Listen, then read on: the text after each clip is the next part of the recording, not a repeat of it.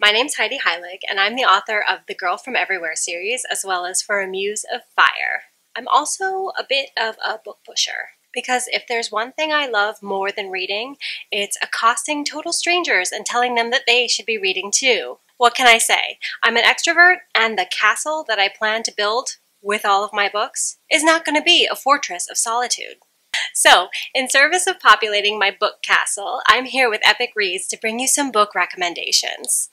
Those of you who know me know that I'm a bit, shall we say, controversial. And so I'm going to start my very first Epic Reads video by saying something truly unforgivable, and that's that I don't like fall.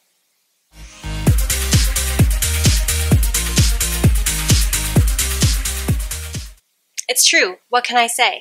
It's dark, it's cold, it's dreary, I don't like soup. The one good thing about fall is that it is perfect reading weather, because you can escape from fall by opening a book and diving right in. And in spite of all its flaws, fall is perfect for getting cozy for so many reasons. There's the weather, the harvest, the dead trees clawing at the sky. It's very atmospheric. Grab your blanket, your hot beverage, not soup, your pet, optional, and here are 5 books to get cozy with for fall. My first pick for books to get cozy with is something maybe a little intimidating, because that's what I love when I'm settling down and I'm wrapped up nice and warm, is something that I can dive right into, something maybe I've been putting off, but that I know is going to be excellent once I start. So for that, I have for you the Reader series by Traci Chee. These 3 books, The Reader, The Speaker, and The Storyteller, are set in a fantasy world where reading is forbidden, and it is also magic. That is a metaphor I think that all of us here can relate to. After her father's murder, Sophia escapes into the wilderness with her Aunt Nin, and her aunt teaches her how to survive, how to hunt, how to track, how to steal. One day, when Sophia is in town running a con, she returns to find that her Aunt Nin is in the middle of being kidnapped. She learns that her aunt's disappearance and her father's death are both linked to this mysterious rectangular object that her father left behind. She comes to realize that that object is a book. She has to learn to read it to unlock the power inside.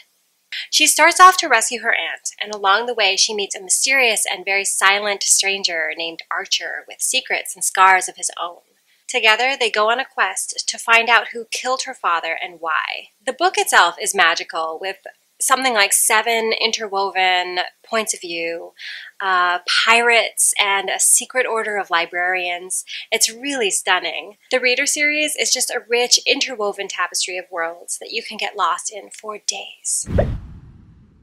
The next book that I have for you to get cozy with is something comforting.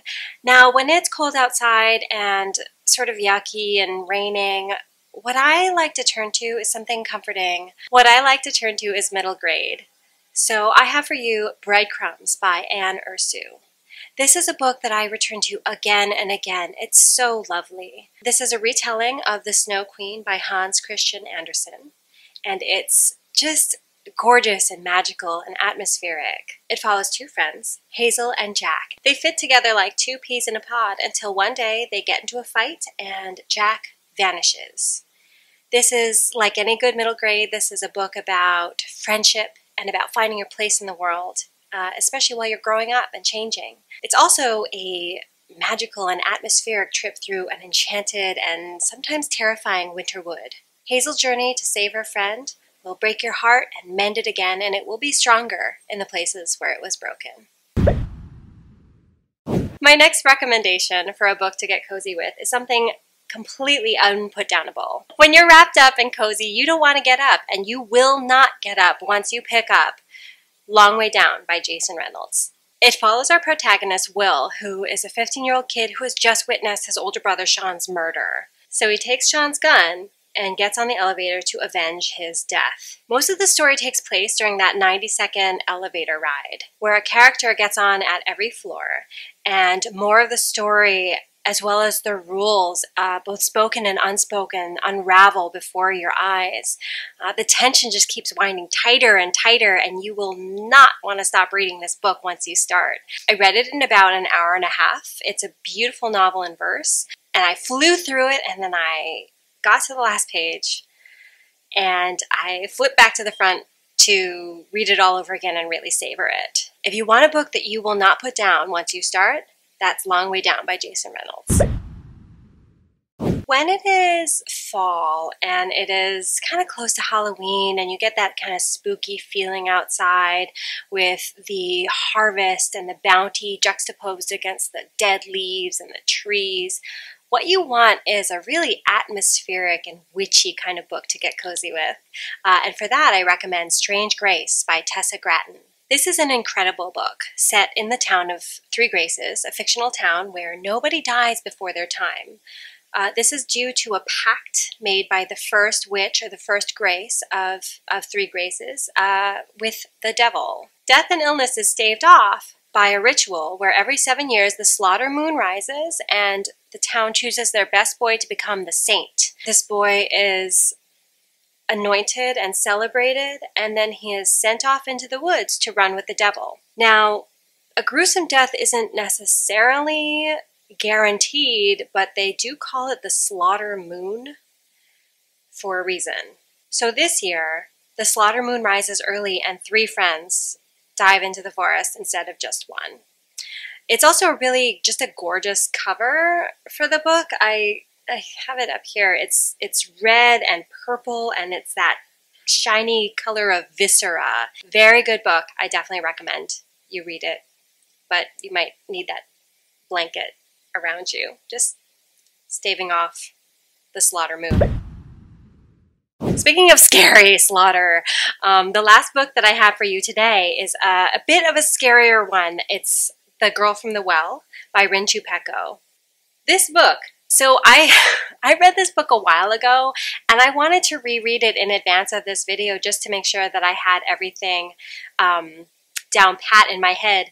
But when I was looking for it, I remembered that it was actually so scary that once I read it, I couldn't keep it in my house anymore. I had to give it away to someone braver than me. So I didn't have a chance to reread it, but I'll have to buy another copy and then give that one away as well. This book, The Girl from the Well, follows Okiku, who is a vengeful ghost, and she drifts through the world murdering people, but only people who deserve it. She's a good vengeful ghost. Thank you, Okiku. She's not behind me, is she?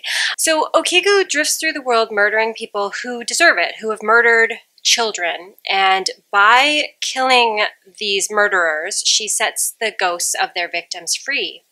This is the only peace that she can feel because she herself is doomed to a life of drifting over the earth. Until one day she meets a young man. His name is Tarkin, and there's something about him that draws her. It is the strange tattoos on his skin or something just underneath.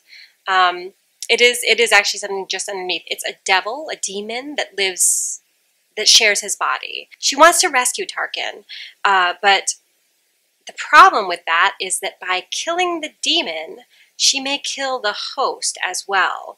So this is a story about their journey. They set off to unravel the mystery of how he got saddled with this sort of supernatural evil, and if they can free him from it. Okiku really stuck with me for a long time.